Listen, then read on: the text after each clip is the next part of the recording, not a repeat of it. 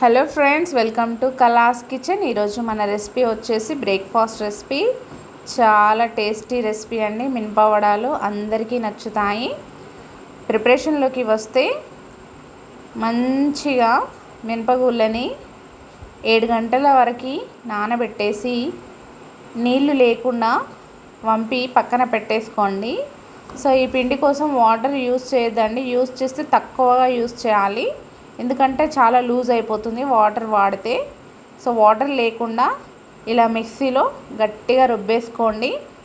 ఇలా రుబ్బి పక్కన పెట్టేసుకున్న మొత్తం మిశ్రమంలోకి ఉల్లిపాయ ముక్కల్ని, పచ్చిమిర్చి ముక్కల్ని, కరివేపాకుని సన్నగా తరిగేసి పిండిలో వేసేసి ఉప్పు కూడా వేసేసుకొని కలుపుకోండి.